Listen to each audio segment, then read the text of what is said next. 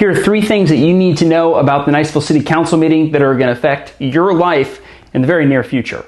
Thing number 1, the Niceville City Council is having its final interviews and is going to vote on who to pick to be the next city manager. They're going to replace Lanny Corbin, who was city manager since 1971. Well, I guess he was the clerk first, then he was the city manager, so 72. He's been the city manager for more than 50 years, which means this next person is going to have pretty big shoes to fill. They have 2 options, a retired Air Force colonel that's an attorney and a deputy planning and zoning director in Walton County who has 2 decades of experience doing just that.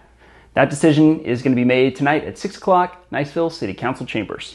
Thing number 2 that you're probably going to want to know, that purple piping that's going to bring reclaimed water into the Deer Moss Creek in East Niceville area, it's going to take a little bit longer. Basically, what we learned at the Niceville City Council meeting on Tuesday is that Eglin still hasn't given the city a permit to go ahead and put purple piping on its land to bring it back into Niceville. So the City Council and the Public Works Director have kind of teamed up, worked together to bring in purple piping for about 20 to 30% of the project where they own the land already or at least have an easement access to it, which means that they can put all that stuff together for 20 to 30% of the project so that when the other 70% gets approved by Eglin Air Force Base, they can get right to it and get reclaimed water access to people on the east side of Niceville, which will reduce their water bills significantly.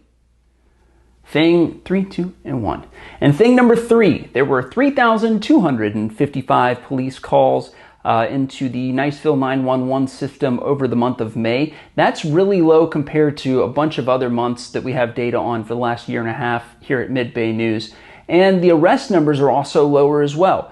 Only had about 15 arrests here in May. And what we see is a trend downward in the summer in terms of arrests and police calls. So can't tell you why that is. I can just tell you that during the summer it's pretty hot and crime is kind of, it's hard work, I guess.